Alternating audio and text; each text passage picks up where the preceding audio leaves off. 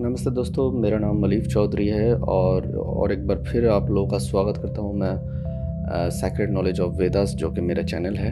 इस चैनल में मैं वास्तु और हेल्थ रिलेटेड काफ़ी टॉपिक्स में बात करता हूँ। तो पिछले वीडियो में मैंने बात किया था कि वास्तु के अनुसार जो हम लोग का 5 इम्पॉर्टेंट जो प्लेस होता है, जो 5 भूतों का प्लेस होता है, जो हम लोगों के घर में या फिर हम लोग के प्लॉट में होता है, उसके लिए थोड़ा बहुत हम लोग चर्चा किए थे कि उसमें क्या क्या चीज़ ख़राब हो सकता है, अच्छा हो सकता है। आज उसी टॉपिक को हम लोग बढ़ा के थोड़ा बात करेंगे। हम लोग अब विस्तार में जानेंगे कि एक एक जगह का इम्पोर्टेंस क्या है, किस तरीके से वो जगह काम करता है और उसमें क्या क्या चीज़ होना चाहिए, क्या क्या चीज़ नहीं होना चाहिए, इसके बारे में आज हम लोग चर्चा करेंगे। तो चलिए शुरू करते हैं हम लोग सेंटर पोजीशन से। दोस्तों, ब्रह्मस्थान लेके बात करने से पहले मैं और एक बार दोहरा दूं कि वेदा के अनुसार वास्तु का जो काम है वो किस प्रकार से होता है, या फिर जो प्रोसेस से वास्तु काम करता है वो मेनली डिपेंडेंट है ये 5 जो भूत है, 5 जो एलिमेंट्स है, इसके ऊपर में मेनली डिपेंडेंट है। वास्तु का जो स्ट्रक्चर किया जाता है या फिर इसका जो साइंस है वो उस प्रक्रिया से चलता है कि जिससे हर एक जो एलिमेंट है उसका जो एनर्जी है वो सही तरीके से और उसका जो हाई रिसोर्स है वो ठीक तरह से आपके घर में मिल सके और आपके शरीर में भी मिल सके। इसमें जो मुख्य रूप से जो मेन जो एनर्जी काम करता है वो सन का एनर्जी, और ये सब कोई जानता है कि सूरज का एनर्जी सबसे ज़्यादा है। बेसिकली हम लोग एनर्जी का मुख्य रूप से सूरज को ही जानते हैं, ठीक है। तो सूरज का मेन जो है मीन्स काम चलता है, मतलब सुबह का जो सूरज का जो रोशनी है उसका एक एनर्जी लेवल अलग होता है, उसके बाद में जो सूरज का जो रोशनी आता है उसका एक लेवल अलग है, दोपहर में जो आता है उसका एक लेवल अलग होता है। इसी तरीके से हर पहर के हिसाब से सूरज का जो एनर्जी रहता है, उसका जो रेज रहता है, उसका जो हीट रहता है, इस सब का एनर्जी अलग रहता है और उसके मदद से हम लोग बाकी सब का एनर्जी को निकालते हैं, एक तरीके से बोला जाए तो। खैर, ब्रह्मस्थान लेके अगर हम लोग बात करें तो अब तब हम ब्रह्मस्थान लेके जानेंगे। तो ब्रह्मस्थान जो है वो कोई भी प्लॉट, कोई भी बिल्डिंग का जो सेंटर पोजीशन होता है उसको हम ब्रह्मस्थान कहते हैं वास्तु के नाम से। अब मेनली ब्रह्मस्थान का काम क्या है? ब्रह्मस्थान का काम है ये रिसीव करता है, ये मेनली जो यूनिवर्सल एनर्जी है इसको रिसीव करता है। यहाँ पे मेनली एलिमेंट के तौर से अगर देखा जाए तो स्काई एलिमेंट या फिर आकाश एलिमेंट का जो है यहाँ पे जगह होता है, और इसका मेनली काम होता है यूनिवर्सल जो एनर्जी है उस चीज़ को रिसीव करना। अब यूनिवर्सल एनर्जी पहले जान लेते हैं कि ये किस किस तरीके से आपका हेल्प करता है, क्या चीज़ के लिए यूनिवर्सल एनर्जी चाहिए।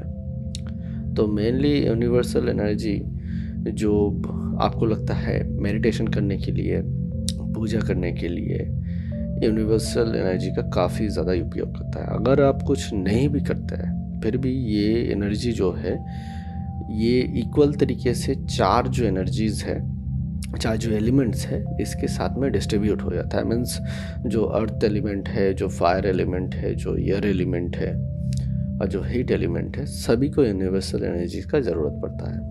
और अगर वो समान तरीके से सब में बटा हुआ है तो फिर वो और भी बढ़िया से काम करता है। तो यूनिवर्सल एनर्जी एक काफ़ी ज़्यादा ज़रूरी वाला चीज़ है। अगर ठीक तरह से ये एनर्जी आपके घर में रहता है तो ये आपके शरीर में काफ़ी ज़्यादा बढ़िया काम करता है।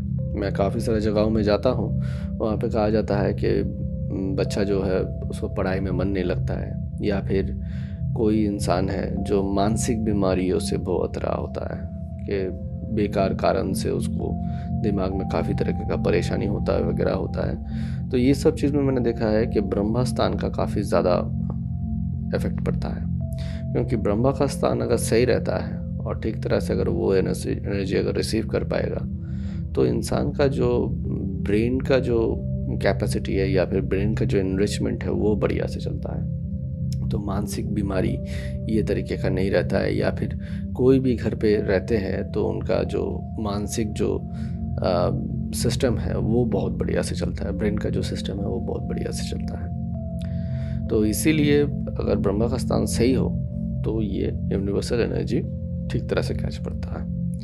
मैं अगर और भी बढ़िया से इस चीज़ को समझाऊं तो आप लोग गौर फरमाइएगा। बात शुरू होता है सत्ययुग से। उस टाइम में क्या हो जाता है कि इंसान को ज़्यादा रुपयों के ऊपर में ज़्यादा मोह तो नहीं था। इंसान का एम रहता था अपना काम सटीक तरीके से करना, और सुख शांति सबसे बड़ा चीज़ होता था। तो उस टाइम में इंसान क्या करते थे, लगभग पकड़ लीजिए 3-3:30 बजे के आसपास उठ जाते थे। उठने के बाद में पहला जो चीज़ होता था वो था सूर्य नमस्कार। तो 3-3:30 बजे अगर आप उठेंगे तो आप देखेंगे हल्का सा एक रोशनी का जो झलक है वो आपको पृथ्वी में दिखाई देगा। मतलब आप उसको सूर्योदय तो नहीं कह सकते, लेकिन हल्का एक रोशनी जो है वो आपको दिखाई देगा। तो ये क्या हो जाता है कि एक प्योर एनर्जी है। ये जो इनविजिबल रेज है, इसको हम लोग वास्तु के हिसाब से जब देखते हैं या वेदा के हिसाब से जब देखते हैं तो इसको प्योर एनर्जी रेज कहा जाता है। तो ब्रह्मा का जो समय होता है ये करीब इसी टाइम से शुरू हो जाता है। अब इस टाइम में क्या, उस टाइम में उस सारा पूजा पाठ या सूर्य नमस्कार के तरीके से आप मेडिटेशन कर लीजिए वगैरह, तो क्या हो जाता है कि पूजा जब आप करेंगे, अगर शांत परिवेश हो, एकदम साइलेंट सेरेन एनवायरनमेंट हो, तो उसमें आपको मन लगेगा। लेकिन अगर मैं आपको बहुत आवाज़ वाला जगह में, जहाँ पे बहुत सारा आवाज़ शोर शराबा वगैरह हो रहा है, वहाँ पे मैं बोलूँ आपको मेडिटेशन करने के लिए, पूजा करने के लिए, तो आप उसमें ध्यान नहीं बैठा पाइएगा। और यहाँ पे मेनली मेडिटेशन करना हो या पूजा करना हो तो सबसे जो ज़रूरी चीज़ आता है वो ध्यान का आता है। तो इसीलिए यूनिवर्सल तरीके से अगर देखा जाए तो ये जो ब्रह्म मुहूर्त जिसको हम लोग बोलते हैं, ये लगभग 3 बजे से शुरू होता है। तो उस हिसाब से क्या हो जाता था कि सत्ययुग में ये समय बंधा हुआ था, सब कोई उठ के इस टाइम में पूजा वगैरह करते थे। लेकिन उसके बाद में आहिस्ता आहिस्ता टाइम बदलते गया। अभी अपने कलयुग में क्या है कि अभी के इंसान के पास में वो टाइम है नहीं, क्योंकि अभी का सिस्टम बदल चुका है। अब सबके लिए इम्पोर्टेंस जो है वो मनी है, रुपया सबसे ज़्यादा इम्पोर्टेंस चीज़ है। सुख शांति को हम लोग तुलना करते हैं रुपये के साथ में। तो क्या है, आपका सिस्टम बदल चुका है। सबको 8-9 बजे के अंदर में सर्विस ज्वाइन करना है, ऑफिस वगैरह में जाना है, पहुंच जाना है। तो फिर उसके बाद में टाइम सर्कुलेशन कुछ इस तरीके से बंधा हुआ है कि कोई भी 3 बजे या 3:30 बजे उठ नहीं पाएगा। सब कोई 6-7 ऐसे करके उठता है। तो उस हिसाब से क्या है कि अगर वास्तु के हिसाब से अगर आपका घर सही तरीके से बना हुआ है और सेंटर पोजीशन जो है वो बढ़िया से है, तो आपके बदले में क्या हो जाता है, आपका घर जो है वो एनर्जी को रिसीव करता है।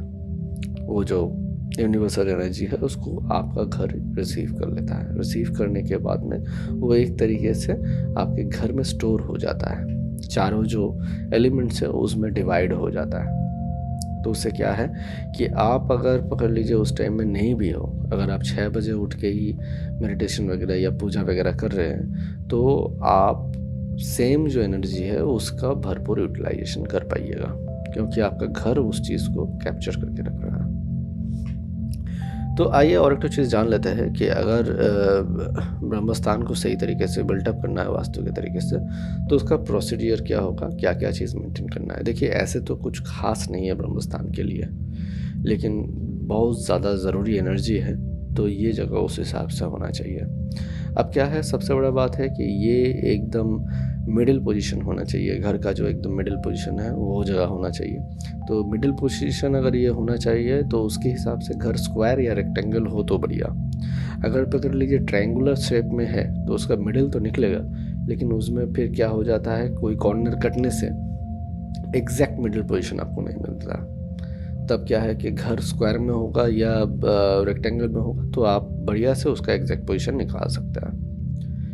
सेकंड जो चीज़ हो जाता है कि कोई तरह का ऑब्स्ट्रक्शंस अगर उस जगह में नहीं हो तो बढ़िया। ऑब्स्ट्रक्शन इन द सेंस कोई तरह का पिलर्स हो गया, कोई तरह का वाटर बॉडीज़ हो गया, ठीक है, या फिर कोई भी तरह का दीवार वगैरह हो गया, वो चीज़ नहीं होना चाहिए। मिडिल जो है वो खाली होना चाहिए।